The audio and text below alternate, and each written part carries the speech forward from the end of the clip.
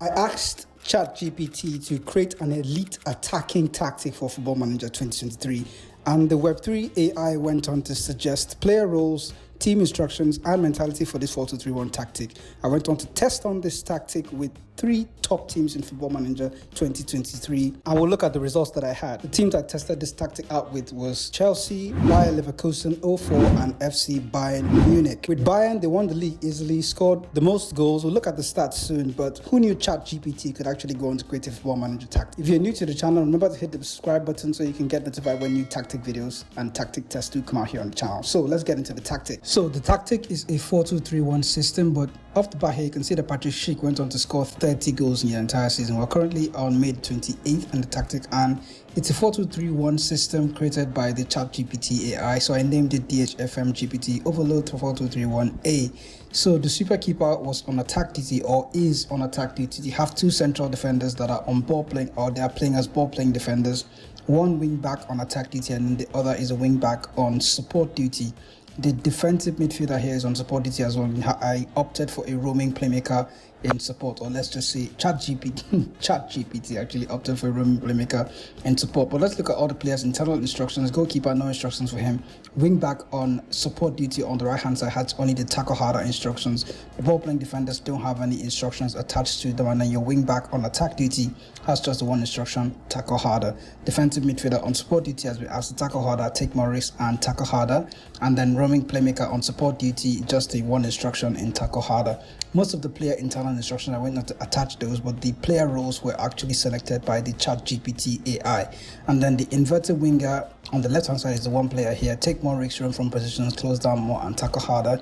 You have an attacking midfielder on attack duty, taking more risk, roaming from positions, closing down more, and then tackling harder as well. I opted for everybody in this tactic to go on to tackle harder. Inside forward on attack duty is the one player on the right hand side, roam from positions, close down more, and tackle harder. And then the one complete forward on attack is just asked to close down more and tackle harder. In the team mentality, this was also selected by ChatGPT. The mentality is positive, that's the control mentality. And then in possession, the team has been asked to play with a slightly higher tempo and then slightly shorter passing, as opposed, or let's say in respect to the mentality that you're using, and then play out of the fence, look for the overlap left and on the right hand side, run at the fence and be more expressive. In the final third, I left everything blank, mixed crosses, walk the ball into the box, everything there is just completely blank. When you're in transition, the team has been asked to counter press and then to counter. Since I'm using a super keeper on attack duty, I opted for having the goalkeeper in possession instructions to be completely blank as well. When you're playing out of possession, then the team has been asked to play with a high press and a standard defensive line, preferential goalkeeper distribution because they're trying to press from the front, and then much more often trigger press, get stuck in and trap the opposition outside. It's funny because it feels like I wasn't really ready for AI to go over and take control of everything, but this was a very unique experiment. It's one that I actually enjoyed doing, by the way. So if you're new to the channel and you enjoy watching Football Manager experiments and Football Manager tactic tests, remember to hit the subscribe button and to turn on the notifications bell so you can get notified when new Football Manager tactic videos do come out here on the channel. So we're going to look at the schedule for how Borussia or Bayer 04 went on to do with this tactic.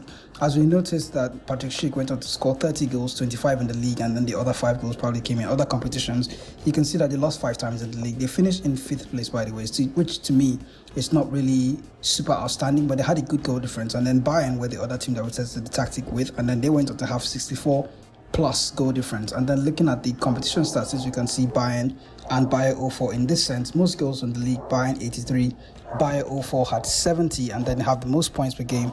Bayer 04 had 2.03. In 4th place, Eintracht Frankfurt, Leipzig, and Borussia Dortmund did quite well, but Bayern Munich are right up there with 2.5. For possession, I don't really think it was designed as a possession-based tactic, but because of the tempo, I don't really expect them to rack up that much possession. Bayern had 54% possession, and Bayer 04 are not even the top 8 teams that had, or let's say that had good amount of possession with this tactic. Fios conceded, Bayern and Bayer 04 right up there as well. Bayern conceded only 19 goals, and then Bayer 04 of course conceded 36 goals in total. Most tackles won. It's not really that aggressive, so Bayern are down in 6th, and then Bayer 04 not even being on the list also means that they're not tackling as heavily, despite the fact that the tactic has the get stuck in and tackle harder instruction selected for most of the players. Chelsea was one team I didn't think would do very well with this tactic because they are not really suited to playing a 4-2-3-1 style of play. But looking at Chelsea's finish, they ended up qualifying for the Champions League. They did lose 6 times in the league, though, and they had a goal difference of 16, which means they didn't do very well in the, let's say, in stopping goals from going into the net. But the English FA Cup, they're currently in the final against Liverpool, so that's an interesting one you might want to look at.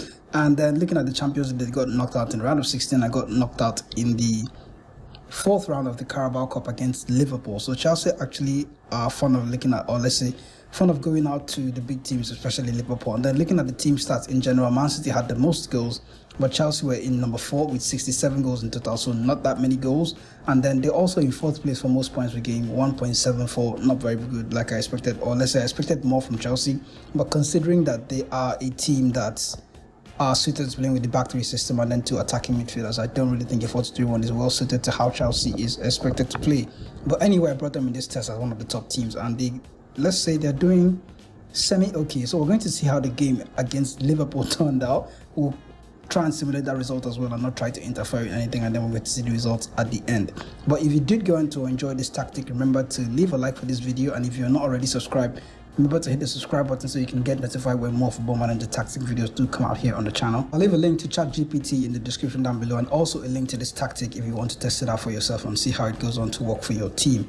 I'll leave you guys right now with the highlights. The Chelsea against Liverpool game that I did not interfere with. I just went on to watch the game like a spectator. Let's hope Chelsea end up winning that game.